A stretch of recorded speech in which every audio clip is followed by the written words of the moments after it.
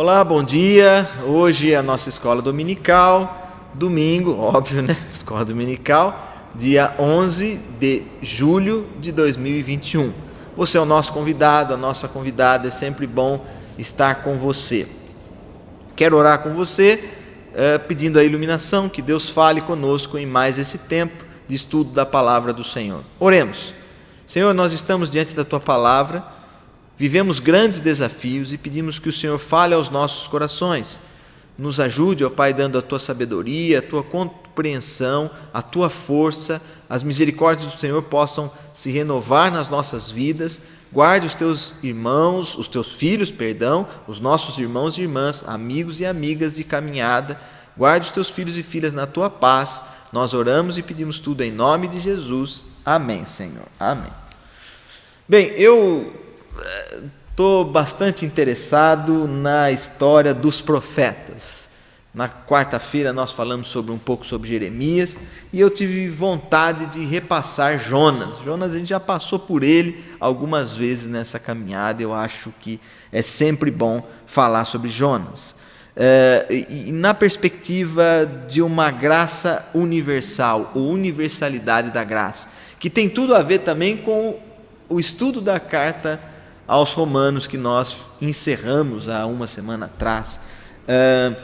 Por quê? Porque é necessário nós abrirmos as nossas fronteiras, é necessário nós expandirmos os nossos trabalhos e a nossa compreensão do que é reino de Deus. A igreja, ela não é a detentora do reino, ela deveria apontar para o reino. Nós não podemos limitar a ação de Deus apenas a esse contexto que nós frequentamos, os nossos pares, né? As pessoas com quem nós caminhamos. É muito mais, vai muito além. Então eu quero ler com você o 2º capítulo do livro de Jonas, e assim diz a palavra do Senhor. Jonas, capítulo 2, diz: Então Jonas, do ventre do peixe, orou ao Senhor e disse: Na minha angústia clamei ao Senhor, e ele me respondeu. Do ventre do abismo gritei, e tu me ouviste a voz. Pois me lançaste no profundo, no coração dos mares, e a corrente das águas me cercou. Todas as tuas ondas e as tuas vagas passaram por cima de mim. Então eu disse: lançado estou de diante dos teus olhos. Tornarei porventura a ver o teu santo templo? As águas me cercaram até a alma, o abismo me rodeou, e as algas se enrolaram na minha cabeça. Desci até os fundamentos dos montes, desci até a terra, cujos ferrolhos se correram sobre mim para sempre. Contudo, fizeste subir da sepultura a minha vida, ó Senhor meu Deus. Quando dentro de mim desfalecia a minha alma, eu me lembrei do Senhor. E subiu a ti a minha oração no teu santo templo. Os que se entregam à idolatria vã abandonam aquele que lhes é misericordioso. Mas, com a voz do agradecimento, eu te oferecerei sacrifício. O que votei, pagarei. Ao Senhor pertence a salvação. Falou, pois, o Senhor ao peixe, e este vomitou a Jonas na terra. Amém por essa palavra. Aqui nós estamos no momento em que Jonas ora ao Senhor, e ele reconhece que ali a sua capacidade se esgotou e ele precisava da ação de Deus. Ele havia entendido que não adiantava lutar contra o chamado que Deus tinha para a vida dele. Assim também somos nós, né? O melhor local para nós estarmos é o centro da vontade de Deus. E é importante quando nós reconhecemos isso. Ele precisou estar ali nas profundezas do ventre do peixe para entender o que Deus queria com ele. E a atuação, Jonas pôde reconfigurar a sua atuação. Eu quero ler com você um pouco mais adiante, o capítulo 3, os versículos 5 a 10, diz: Os ninivitas creram em Deus e proclamaram um jejum e vestiram-se de panos de saco, desde o maior até o menor. Chegou essa notícia ao rei de Nínive. Ele levantou-se do seu trono, tirou de si as suas vestes reais, cobriu-se de pano de saco e assentou-se sobre a cinza. E fez-se proclamar e divulgar em Nínive, por mandato do rei, os seus grandes, nem homens, nem animais, nem bois, nem ovelhas, provém coisa alguma, nem os levem ao pasto, nem bebam água, mas sejam cobertos de pano, tanto homens como animais, e clamarão fortemente a Deus, e se converterão cada um do seu mau caminho e da violência que há nas suas mãos. Quem sabe se voltará a Deus e se arrependerá, se apartará do seu furor, da sua ira, de sorte que não pereçamos. Viu Deus o que fizeram, como se converteram do seu mau caminho, e Deus se arrependeu do mal que tinha dito que lhes faria e não o fez. Está aí, né? O empreendimento missionário, a missão do Senhor foi um sucesso, ela teve êxito a partir de Jonas, ou quando Jonas foi usado como instrumento. Mas ele precisou reconfigurar, ele estava indo para um caminho diferente. Deus o colocou no ventre desse peixe para que ele repensasse o seu chamado, para que ele vivesse um tempo, uma experiência e conduzisse novamente para onde Deus o queria levar. A introdução, né? Deus se apresenta nesse livro como um Deus de misericórdia, uma ação misericordiosa, um Deus sempre pronto para restaurar a redenção do Senhor. E Jonas recebe de Deus uma missão, a de anunciar a palavra de arrependimento junto aos ninivitas, um povo inimigo dos judeus, dos assírios. É como se Deus nos chamasse para falar fora da igreja, né? Fora do contexto onde nós estamos inseridos e inseridas. É importante nós entendermos que Deus ele tem caminhos para nós que nós nem mesmo imaginávamos, né? E talvez fuja um pouco do que é convencional. Por isso é importante estar atento e atenta ao que o Senhor quer de nós. Só que ele não reconhece, né? Ele não segue aquilo que Deus tinha para ele. Ele tenta, na verdade, fugir da presença do Senhor. Está aí um erro de Jonas. Aqui o meu resumo no computador apagou, eu vou apelar aqui para o celular que tem também um aplicativo. Jonas tenta fugir dessa presença do Senhor. E nós, quantas vezes nós também não fazemos isso, né? Fugimos daquilo que Deus, ou para o destino que Deus tem nos chamado. E dentro desse contexto, ainda pensando na nossa introdução, nós podemos aprender que Deus é o Deus da graça e que essa graça não é exclusiva, não é uma graça apenas para um povo, mas para todas as nações, independente de credo, cor, raça, independente de que tipo de pessoa é, Deus quer salvar essa pessoa. Ele morreu na cruz para salvar todos e todas. Então eu penso que a lição central, o tema central desse livro de Jonas é ensinar o povo de Deus que tanto o judeu como o gentio, eles precisam ou dependem da providência divina. O plano de Deus não pode se limitar a Israel. Ele se estende a todas as pessoas. Estão vendo? Nós não podemos limitar a nossa atuação apenas a esse pequeno contexto que nós estamos tão acostumados. Ele quer também que nós saiamos para outros destinos e anunciemos a palavra do Senhor a tantas quantas nós nem conhecemos. Eu quero te fazer duas perguntas para nós pensarmos. Qual é o local ou a direção que Jonas deveria estar ou tomar? Qual é a direção que Jonas deveria estar ou tomar?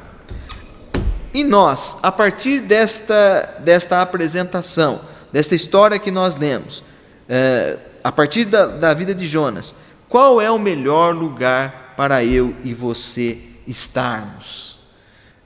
Por que motivos Jonas tentou fugir da vontade de Deus. Será que isso acontece também comigo e com você? Aqui foi muito claro, né? Jonas queria o convencional, o ordinário.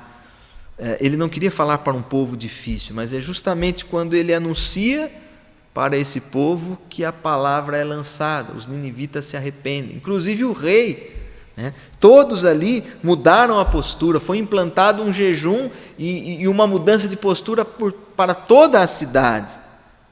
Então está aí, né, para você pensar. E por que que isso acontece conosco? Ora, porque a gente também é acomodado. Nós queremos também fazer o trivial, nós não queremos nos lançar aos desafios. Cabe nós pensarmos bastante sobre isso. Eu quero entrar aqui no primeiro ponto da nossa conversa. Deus frustra os planos de pessoas desobedientes. Pode ficar tranquilo. Se não é vontade de Deus, vai ser frustrado, vai cair, né? Se não foi isso que Deus planejou para a sua vida, você vai passar um tempo ali no ventre do peixe e as coisas precisarão ser reordenadas na sua vida. O motivo que levou Jonas a desobedecer a Deus foi um exagerado patriotismo. Ele entendia que a Assíria ou Nínive era a grande inimiga de Israel. Como eu vou sair daqui e falar para os de fora? Não, aqui a gente tem que ficar entre nós, né? Eu vou falar para esse povo estranho, para esse povo pagão, né? Para esse povo pecador, como a gente fala hoje. Aí, eu vou ficar aqui no meio dos nossos. Deus quer que você vá para lá. Esse é o seu campo de atuação.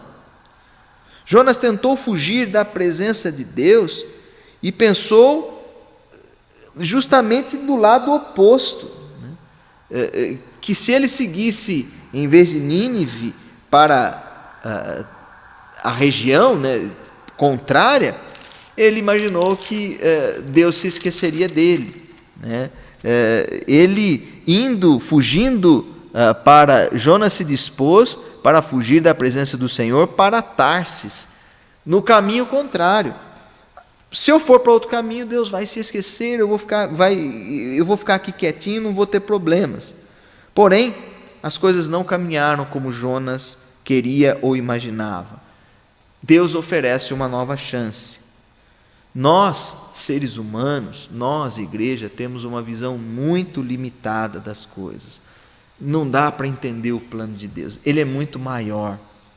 Às vezes a gente se sente frustrado porque as coisas não aconteceram. Deus tem planos para a sua vida. Não é desse jeito, vai ser de outro, né? Para de ser teimoso, Lucas, é para cá. E aí ele fala com cada um e cada uma da maneira que ele bem entender. Segundo ponto aqui. Deus socorre os seus filhos e filhas em tempos de crise. Não fique preocupado. Se você errou a direção, como eu já errei e erro muitas vezes, não fique preocupado. Deus não vai pesar a mão sobre você. Ele vai te dar uma nova chance. É assim que todo bom pai, toda boa mãe faz com o filho e com a filha que ama. Em tempos de crise, ele oferece todo o apoio para você se reconfigurar, né? Uma expressão bem técnica. Deus oferece. O capítulo 2 relata a bela oração feita por Jonas. Ele reconhece, o nosso personagem reconhece que estava numa situação difícil porque escolhera o destino errado. E depois que ele reconhece, depois da tempestade, depois da situação difícil, ele então prova do cuidado de Deus. Ele busca na oração cumprir a vontade de Deus e se entrega. Deus nunca fica indiferente. Olha que beleza! Deus nunca fica indiferente ao clamor dos seus filhos e filhas. Olha, Deus não está com os ouvidos tapados, com os olhos fechados, muito pelo contrário, Ele ouve e atende segundo a santa vontade dEle. Não pense que Ele não está te ouvindo. Ele te oferece outra chance. Se você pegou o caminho errado, para aí, né? Para aí alguns dias no ventre do peixe. Com certeza Deus vai ouvir e vai te direcionar. Último ponto aqui da nossa conversa. Deus restaura as pessoas que se arrependem e os usa na obra dele. Não importa o que você fez, se você se arrependeu, ele vai te usar na missão. O texto aqui traz o resultado do trabalho do Senhor na vida de Jonas. Toda a cidade de Nínive se arrependeu, inclusive o rei, e demonstraram isso nas suas atitudes e nas suas palavras.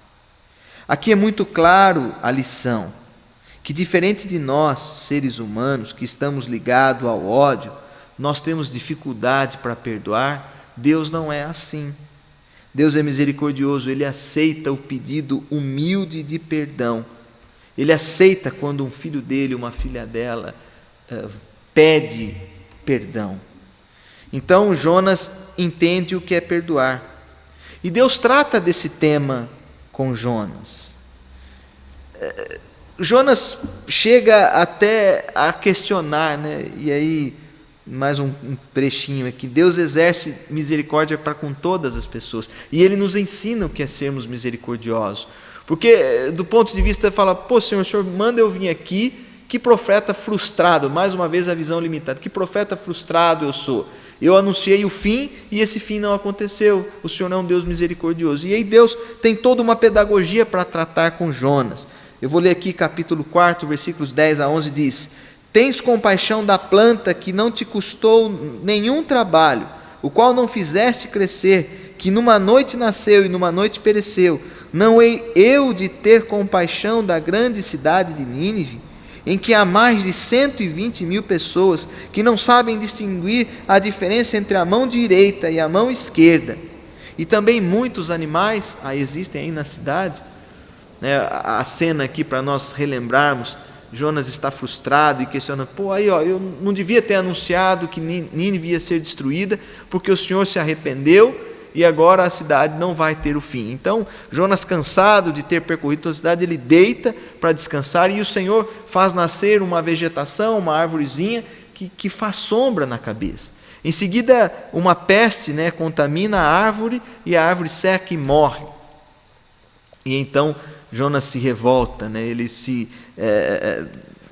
ele questiona o próprio Deus, ele está ali descontente, ele reclama, ele fica irado até a morte, diz aqui o versículo de número 9. É razoável a tua ira por causa da planta? Ele respondeu, é razoável a minha ira até a morte. Ele estava bravo aqui, ele estava cansado, E aí o Senhor trata com ele, fala, olha, se você está bravo assim com uma plantinha, que dirá eu então em relação a toda uma cidade? Está aí. É um Deus que se preocupa com todas as pessoas. Não dá mais para nós vivermos aquele exclusivismo. Temos que pensar no bem comum. Será que a nossa atitude vai fazer bem para toda a sociedade? Para toda a comunidade? Quero que você pense, a igreja não tem que ficar fechada aqui entre nós temos que expandir, sairmos dos nossos locais de conforto. Concluindo, o melhor lugar para nós estarmos, para que eu e você estejamos, é o centro da vontade de Deus. E a vontade de Deus é diferente para alguns eles chamam de uma forma, outros eles chamam de outra forma, mas tem uma coisa, não adianta você querer fugir do que Deus tem para a sua vida. Não tem como nós fugirmos da presença dEle. Viver longe da vontade de Deus é viver no caos. A missão de Deus não está restrita à minha casa, à minha família, à minha igreja, aos meus. Não, a missão de Deus vai muito além. Devemos nos abrir para vivermos esse novo de Deus, a vontade de Deus, a graça de Deus revelada no Pai em Cristo Jesus é para todas as nações, para todas as pessoas, toda a criação. Eu espero que essa mensagem, para mim tem sido bastante desafiador pensar isso. Nós não podemos limitar os nossos campos de atuação. Deus te chamou para lugares que você nem imagina que você ia estar. Certamente, um dia nós entenderemos muita coisa, hoje a gente conhece tão pouco, A nossa visão é limitada, como nós conversamos. Que Deus abençoe a sua vida. Eu saio daqui com um montão de coisa pensando. Espero que você também pense bastante coisa na sua vida, na sua caminhada. Que Deus complete essa reflexão na tua vida, na minha também. Em nome de Jesus, amém. Obrigado pela presença de todos e todas. A paz.